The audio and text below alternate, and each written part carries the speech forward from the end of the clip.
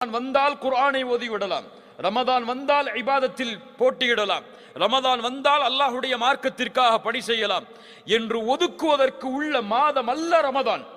ரமதான் இபாதத்தை அதிகரிப்பதற்குரிய மாதம், இபாதத்தை தொடங்குவதற்குரிய மாதம் அல்ல. தொடங்க வேண்டும் என்று நினைத்தால் எத்துணை ரமதான் வந்தாலும் யாரும் தொடங்க முடியாது. முதல் ரமதான் கழியட்டும் நினைப்பாரு, அடுத்த 10 வரட்டும் நினைப்பாரு, அடுத்த 10 வரட்டும் நினைப்பாரு, 27 வரட்டும் நினைப்பாரு, ரமதான் போயிடும் இல்லையா? ரமதானுக்கு முன்னால் யார் தன்னை சீரமைத்தானோ அவன்தான் ரமதானிலும் சீரானவனாக இருப்பான். ரமதானுக்கு முன்னால் ஃபஜ்ரை ஜமாஅத்தோடு தொழுதவன் தான் ரமதானிலும் ஃபஜ்ரை ஜமாஅத்தோடு தொழுவான். ரமதானுக்கு முன்னால் குர்ஆனை ஓதுவதில் இன்பம் கண்டவன் தான் ரமதானில் போட்டியிட்டு குர்ஆனை அதிகமாக ஓதுவான். இல்லைன்னா ஒரு பக்கத்தை ஓதுனாலே வாய் வலிக்க ஆரம்பிச்சிடும், திகட்ட ஆரம்பிச்சிடும், போதும் மூதி வச்சுட்டு போயிடுவாரு. கண்ணியத்துக்குரியவர்களே, நிலைமைகளை சீரமைக்க வேண்டும். வதூபு இலல்லாஹ், அல்லாஹுவை நோக்கி நாம் எல்லோரும் திரும்பியாக வேண்டும். யாரும் விதிவிலக்கு கிடையாது, யாரும் விதிவிலக்கு கிடையாது. எல்லோரும் அல்லாஹுவை நோக்கி திரும்பியாக வேண்டிய கட்டாயத்தில் இருக்கிறோம். ரசூலுல்லாஹி ஸல்லல்லாஹு அலைஹி வஸல்லம் சொன்னார்கள், நான் ஒவ்வொரு நாளும் எத்தனை முறை? 100 முறை அல்லாஹ்விடத்தில் இஸ்திக்ஃபார் செய்கிறேன். நம்ம செஞ்சிருக்கோமா? முன்பின் பாவங்கள் மன்னிக்கப்பட்ட ஒரு நபி 100 முறை அல்லாஹுவை நோக்கி திரும்புகிறார். நம்ம எந்த நினைவில் வாழ்கிறோம் அது நமக்கு புரியல. எதை நோக்கி செல்கிறோம் எதுவும் புரியல. வாழ்க்கையில் ஒரு லட்சியம் இல்லை, ஒரு குறிக்கோள் இல்லை, ஒரு நோக்கம் இல்லை, எதை சேகரிக்க வேண்டும் என்ற எண்ணம் இல்லை என்றால் அதற்கு பேர் மனித வாழ்க்கை அல்ல, மிருகத்தின் வாழ்க்கை அது. அவர்களை அல்லாஹ் கல் அன்ஆம் பல் ஹும் அபல், அதைவிடவும் கீழானவர்கள் என்று அல்லாஹ் கூறுகிறான். அவர்களே, அந்த வாழ்க்கை அல்ல ஒரு முஃமினுடைய வாழ்க்கை. ஒரு முஃமினுடைய வாழ்க்கை வீரத்தோடு, தேடலோடு, எதிர்பார்ப்புகளோடு, மறுமையின் குறிக்கோளோடு, சொர்க்கத்தின் எண்ணத்தோடு, நரகத்தை பற்றிய பயத்தோடு கழியப்பட வேண்டிய வாழ்க்கை இன்னைக்கு ஃபுல்லா இருக்கு துன்யால. ஃபுல்லா இருக்கு துன்யால. பிள்ளைகளை வளர்ப்பதும் அப்படித்தான், மனைவி மக்களை பயிற்சிப்பதும் அப்படித்தான். ஒட்டுமொத்த வாழ்க்கையும் அல்லாஹ் பாதுகாத்தவர்களை தவிர துன்யாவை நோக்கியே அமைந்து கொண்டிருக்கிறது. அல்லாஹ் எம்மை சீரமைப்பானாக. கண்ணியத்துக்குரியவர்களே, வரப்போகின்ற இந்த ரமதான் எம்முடைய வாழ்வை முழுவதுமான உயர்த்துவதற்கான மாதமாக அமைய வேண்டும் என்றால் இந்த நிமிடத்தில் நாம் எம்மை சீரமைக்க வேண்டும். இந்த நிமிடத்தில் எம்மை நாம் சீரமைக்கவில்லை என்றால் ரமதானில் ஒருபோதும் எம்மை சீரமைக்க முடியாது. அல்லாஹ் எம்மை சீர்படுத்துவானாக. கண்ணியத்துக்குரியவர்களே, அல்லாஹ் ரப்புல் ஆலமீன் 7 வானங்களை படைத்தான். அதில் 7வது வானத்தை அல்லாஹ் தேர்ந்தெடுத்தான். அல்லாஹ் ரப்புல் ஆலமீன் சொர்க்கங்கள் பலவற்றை படைத்தான். அதில் ஜன்னத்துல் ஃபிர்தௌஸை உயர்ந்த சொர்க்கமாக, தன்னுடைய அர்ஷின் மேல் அமையக்கூடிய சொர்க்கமாக அல்லாஹ் ஆக்கினான். அல்லாஹ் ரப்புல் ஆலமீன் கோடான கோடி எண்ணிக்கையுடைய மலக்குமார்களை படைத்தான். அதில் ஜிப்ரீலை, இஸ்ராஃபீலை, மீகாஈலை அல்லாஹ் ஒவ்வொரு இந்த 3 மலக்கையும் விசேஷப்படுத்தி ஒவ்வொரு பொறுப்புகளோடு அல்லாஹ் தேர்ந்தெடுத்தான். அப்படியா இல்லையா? ஜிப்ரீல் அலைஹிஸ்ஸலாமுடைய பொறுப்பு என்ன? வஹி கொண்டு வருவது, இஸ்ராஃபீல் சூர் ஊதுவது, மீகாயில் மழை இறக்குவது. இப்படி அல்லாஹ் அவர்களுக்குரிய பணிகளை அல்லாஹ் தேர்ந்தெடுத்தான். இந்த பூமியில் கோடான கோடி நபிமார்களையும் ரசூல்மார்களையும் அல்லாஹ் அனுப்பினான். அதில் அல்லாஹ் லட்சக்கணக்கான நபிமார்களையும் ரசூல்மார்களையும் அல்லாஹ் அனுப்பினான். அதில் அல்லாஹ் ரப்புல் ஆலமீன் 5 நபியை 5 ரசூலை அல்லாஹ் விசேஷமாக தேர்ந்தெடுத்தான். உலுல் அஸ்மி மினர் ருசுல் யார்? 5 விசேஷமான நபிமார்கள் யார்? நபி நூஹ் அலைஹிஸ்ஸலாம், இப்ராஹிம் அலைஹிஸ்ஸலாம், மூசா அலைஹிஸ்ஸலாம், ஈசா அலைஹிஸ்ஸலாம், முஹம்மது ரசூலுல்லாஹ் ஸல்லல்லாஹு அலைஹி வஸல்லம். அந்த இருவரிலும் அல்லாஹ், அந்த ஐவரிலும் அல்லாஹ் யாரை தேர்ந்தெடுத்தான்? 2 பேரை விசேஷமாக. இப்ராஹிம் அலைஹிஸ்ஸலாம், முஹம்மது ரசூலுல்லாஹ். ஸல்லல்லாஹு அலைஹி வஸல்லம். அந்த இருவரும்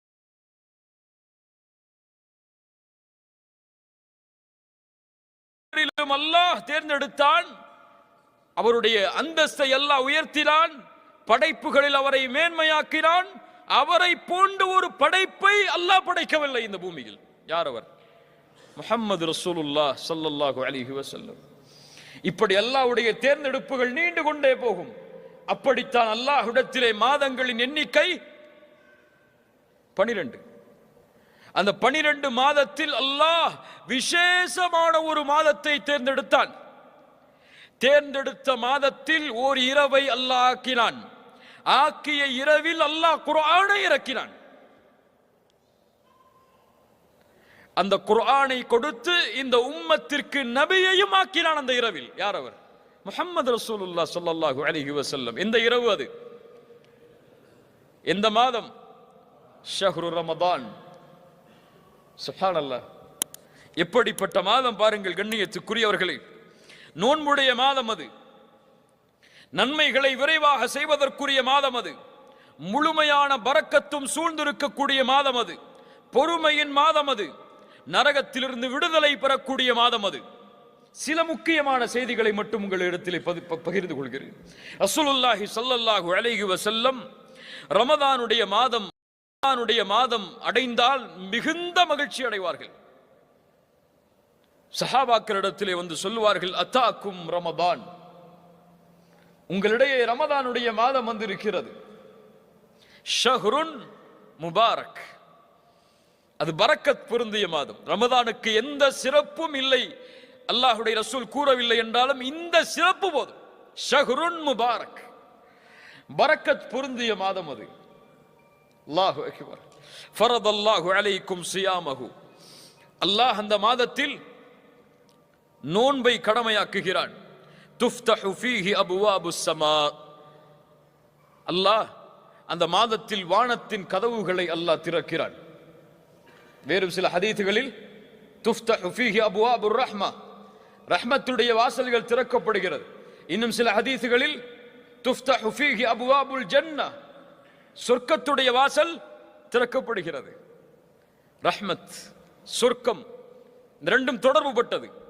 ஹதீஸ் கலையில் குர்ஆனுடைய வசனங்களில் ரஹ்மத் என்ற வார்த்தை சொர்க்கத்திற்காகவும் பயன்படுத்தப்படும். பல ஆதாரங்கள் இருக்கிறது அதற்கு. ஏன் ரஹ்மத்திற்கும் சொர்க்கத்திற்கும் தொடர்புண்டு? ஏன் தொடர்புண்டு? ஏன் தொடர்புண்டு? அல்லாஹ்வுடைய ரஹ்மத்தும் சொர்க்கமும் ஏன் தொடர்பு உள்ளது? அமல்களை கொண்டு சொர்க்கம் நுழைய முடியுமா? யா அல்லாஹ், இவ்வளவு தொழுதிருக்க, இவ்வளவு பயான் பண்ணிருக்க, இவ்வளவு கிதாப் படிச்சிருக்க, இவ்வளவு மார்க்க சபைகளில் கலந்திருக்க, இவ்வளவு தாவா பண்ணிருக்க, இதெல்லாம் கணக்கு யா அல்லாஹ், இதை கொடுத்து இதை வச்சுக்கோ யா அல்லாஹ், சொர்க்கத்தை கொடுன்னு கேட்க முடியுமா? ரசூலுல்லாஹி ஸல்லல்லாஹு அலைஹி வஸல்லம் சஹாபாக்களை பார்த்து சொன்னார். சஹாபாக்கள் கேட்டார்கள், யா ரசூலுல்லாஹ், நீங்க?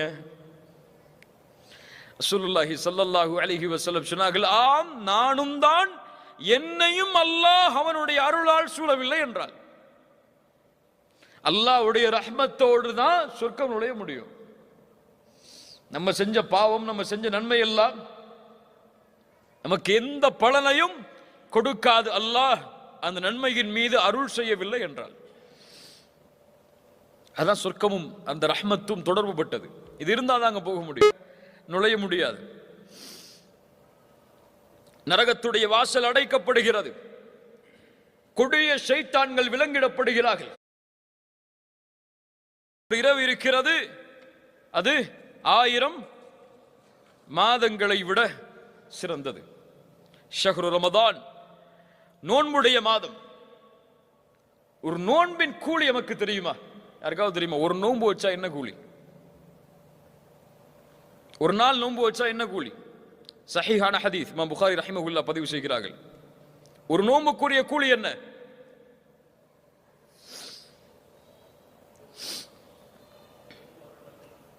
மன் சாம யௌமன் ஃபீ சபீலில்லாஹ் பஅத அல்லாஹு வஜ்ஹஹு அனின் நாரி 70 கரீஃபா.